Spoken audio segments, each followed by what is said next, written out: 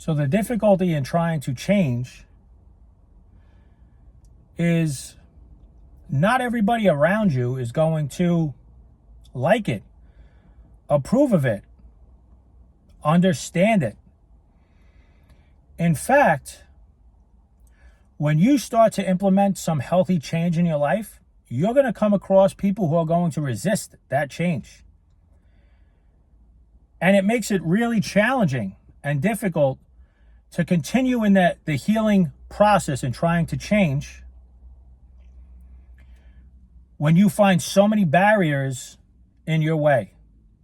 Eventually, a lot of us sometimes will just throw our hands up and say, forget it. I'll just stick to doing what I just do and no change involved, and this way everybody leaves me alone.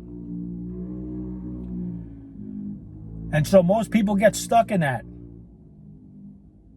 Even though they know in their mind that they need to change, that maybe there's a situation outside of themselves that needs to change, and yet they have a really hard time implementing any actions that would promote change because of the resistance that they might receive. And I'll give you an example.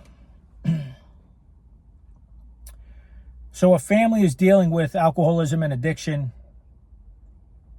and let's say it's one of the grown children. So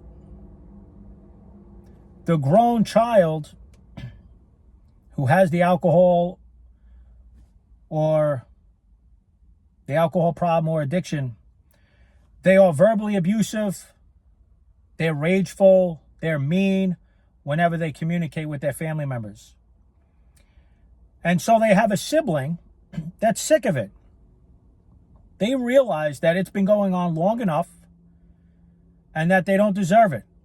They deserve better out of their sibling instead of being ridiculed and shamed and put down and verbally abused. And so they reach out and they draw a boundary with that sibling. They let that sibling know, I'm not going to communicate with you if you continue to rage out on me and call me names and insult me. And so until you learn how to communicate, I don't want to talk to you, especially when you're drunk or when you're high.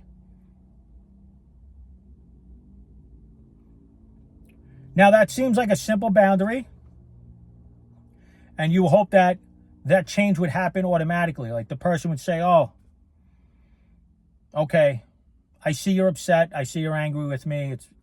It's my fault. It's my responsibility. Sorry about that. And you hope that they would change, right? But we all know that in most cases, that's not going to happen. Here's where the barriers come in. Here's where the pushback or the resistance from other family members can come in, and which makes it so much more challenging when you try to implement a healthy boundary. So that sibling sets that boundary.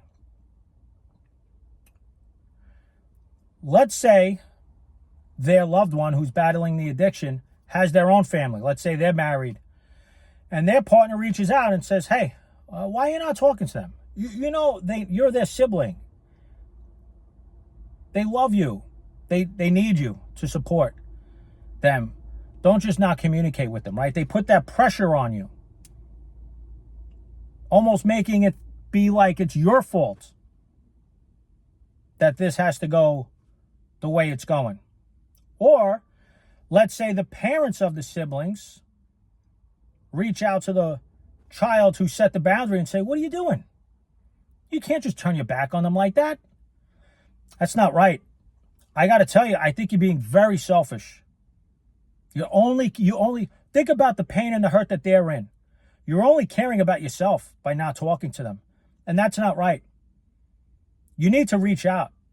You need to call them. In fact, you should apologize for not talking to them for a while and not answering their calls. You should apologize to them. It's not right what you're doing. Look at all of that resistance that's coming your way. Now, here you are trying to be healthy, trying to set a boundary which should probably be put into place. And yet you're met with so many people that are making you the bad guy in this. They're shaming you and putting you down if they're calling you selfish. They're making you think that all of this is only going to get worse because you set that boundary. See, this is the hard thing that many of us aren't aware of when we, think about becoming healthier versions of ourselves and, becoming a better person. Listen, it sounds great, but when we have to implement this in our daily life with other people, that's when it gets challenging. So that sibling who sets the boundary, they're getting this resistance from all these other people. And what can happen is they just say, maybe everyone's right. Maybe I'm making too big of a deal of this.